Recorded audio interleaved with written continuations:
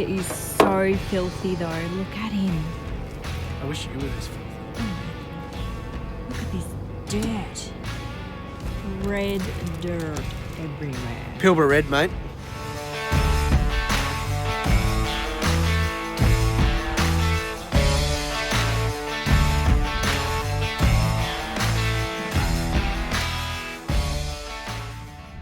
Alright, so I do pride myself on looking after our stuff, particularly the van and the car.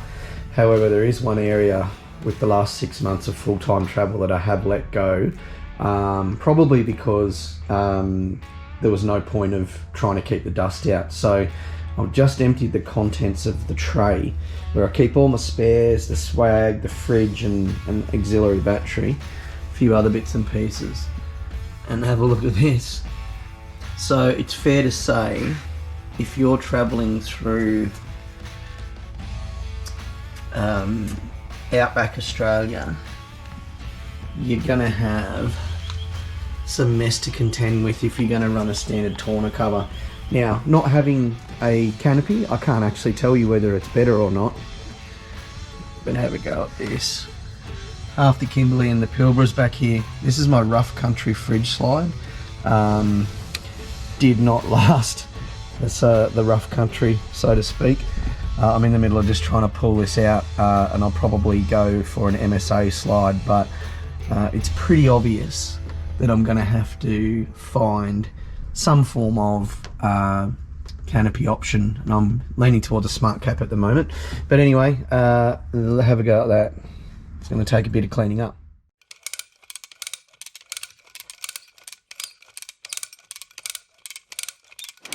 G'day guys, we're here on Double Island. As you can see, it's cracking weather. And I thought I'd just do a quick video on our RSI SmartCAP and our Howling Moon awning. Now, as you saw by the video title, I said don't order yourself a canopy until you see this video.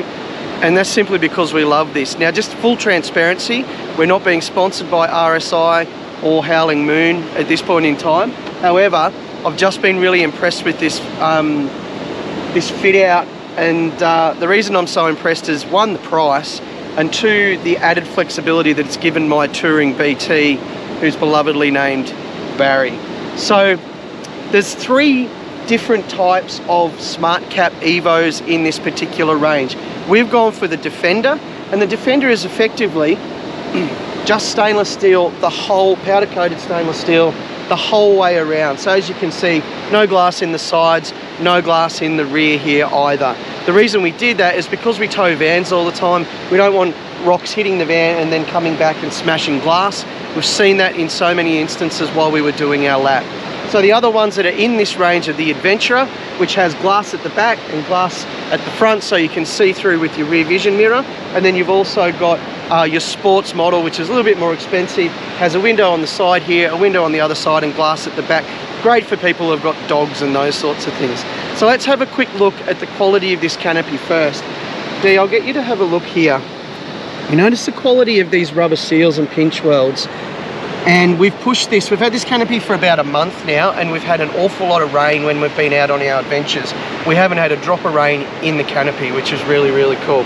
So let's have a look at the configuration, because the other thing about these SmartCAPs is there's a range, there goes the garbage truck, there is a range of different configurations that you can do, different bins. There's even a kitchen that you can get. We didn't go a kitchen because we're always traveling with a van. So let's have a look at the way that I've configured my SmartCAP. So on this side, we've got our draw system. Now, if we are, you know, venturing out, we're leaving the van on the beach and we're going to pump into the bush for a couple of days and those sorts of things, we still wanted to have some luxuries of basically a portable kitchen. So what we've got here is our cooking gear. I've just whacked my recovery gear in here for easy access. I know that I'm going to want to get to this relatively quickly. And in this particular one, Mabo's got her plates and her bowls. We've also got room set aside in this bin here. Potentially I could mount my inverter when I get my my full-on 12-volt setup installed in here. Maybe I'll put the inverter here, but there's a few other ideas that I've got. But as you can see, opens up nice and clean. We've been through bush tracks, we've been through dust, we've been through dirt, we've been through sand. None of that's in here, which is really nice. Let's have a look at the back. Pretty straightforward, but you'll see that we've also got other bits and pieces mounted in here. These are a really cool little innovation. It's just a little rechargeable smart light. You leave that in here. Obviously it's not dark at the moment, so we don't need to worry about that. The other thing I love about it is my 70-litre rough country fridge fits beautifully flush, even still with my false floor and my Dun & Watson fridge slide. You would have noticed on my other videos I've talked about fridge slides before. We've pushed this one really hard through far north Queensland and on all the rest of our adventures in the past few months, and the quality is standing up beautifully. So thumbs up to the Dun & Watson fridge slide. So let's have a look at a cool piece of innovation which I haven't seen in many other canopies at all, and you probably couldn't do this in a fiberglass canopy. So let's have a look. What we've got here is a beautiful roof mounted table. So I'll show you quickly how that works. It's just held in by the bracket up here, but here's the table. Swing the hinges in, watch your fingers. Grab that, line it up with the bracket, and then slide her straight in there. Push her up, pull her out, throw your lock. And you've got your table for your caravan set up. You've got your table if you go out and you're hitting the beach and you're stopping somewhere for the day. It's just amazing. You don't even have to think about it. It's automatically installed in there. All right, so let's quickly have a look at what I've done on this side. So I've gone for just a full open bin here. Again, what I've got here is my compressor. There's plenty of room here to mount other things. So if you're thinking of running a kitchen, you could mount your cooktops in here. You could put like a little induction burner and those sorts of things. You could even mount your inverters, your DC-DCs and those sorts of things on this mesh paneling here. So again, just gives you so much more space, multi-configurable. You fill this up with food or those sorts of things if you're not traveling with the van. It just works really well. So the other thing that I want to talk about with the SmartCAP is that it is really highly rated, much more highly rated than a fiberglass or an aluminium canopy. To talk about some specs, so the canopy itself comes in at around 70 kilos. So the thing that you have to think about when you're installing these on your car is, what is your GVM sitting at? How many accessories have you already got? Is this going to push your weight over? The beautiful thing about this canopy is it's only 70 kilos, and I think most of your fiberglass canopies are running in the 55, 60, 65 kilo mark. So given that it's full automotive grade stainless steel, it's really, really good quality. The other thing that it allows you to do is put these little mounts that you've got on here and install a rhino rack. So I've now got 2 rhino racks running along the top of my vehicle, and the SmartCAP is actually much more highly rated in terms of weight that it can bear, both when you're driving and when you're stationary. So this is rated at 165 kilos for when you're moving. So that's quite a deal of gear. You can have a spare tyre, a roof mounted solar panel, and a bit of other gear up there, and you won't even go close to your 165 kilograms. When you're stationary, if you've got a rooftop tent up there, it's rated to a massive 350 kilos. So 350 kilos on top of your vehicle is 3 or 4 fairly good sized humans, so you could have an absolute party in your rooftop tent if you really wanted to.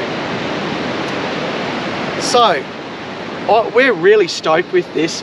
They retail for around 4,200 for the Defender, up to about 5,000 for your sports model. If you're traveling with your dogs and those sorts of things, that sports model is really good with the side windows, but we've been loving it. A few people have mentioned to me, how hot does it get in the back of the canopy, given that it's all black and that sort of thing? To be really honest, it's way cooler in underneath here in the middle of summer than it was when I had the sports bar and the black tonner cover on there, because there's so much more room for the air and so much more room for the air to go up. So it's actually running cooler. It'll keep my fridge nice and cool and those sorts of things. So I'll come back and make a quick revision to this video in the future when I get my EnerDrive 12 volt set up in there. I'm going to put 200 amps of lithium batteries in the back here. I'm going to throw a 2000 watt inverter in here, and a 40 amp DC-DC, just so that we can be fully off grid and not have to worry about having the van with us as well. So now let's take a look at the 4-panel Howling Moon 270 awning. This is a 2.5 meter version. You'll notice straight away that it's got this beautiful black bag. I don't like those multicolored bags that awnings come in. I know it's probably hotter, but I just like the black. Suits the rest of the car. So I'll just unzip here as far as I can go. For a short little dude like me, I'll just flip this open. Just get everything exposed.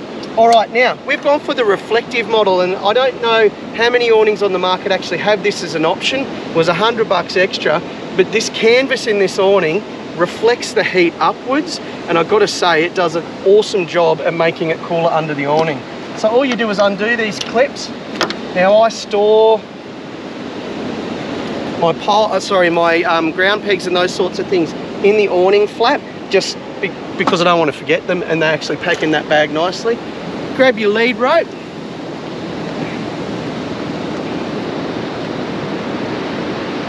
Pull it all the way around.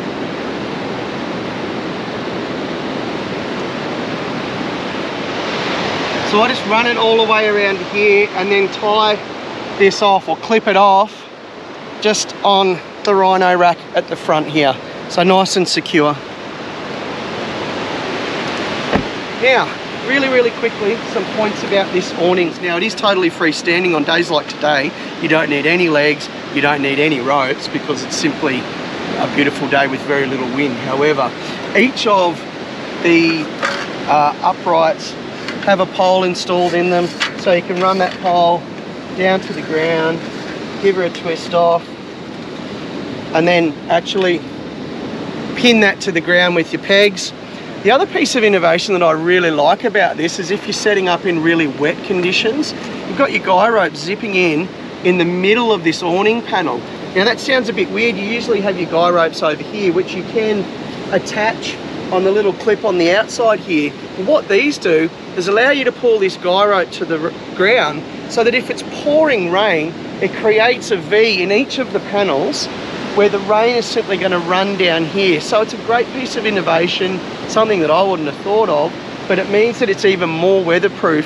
If you're dealing with heavy winds and heavy rain, you can at least secure your poles to the ground in each of the 4 concertinas, and then you can also nicely clip these down or pin these down to the ground.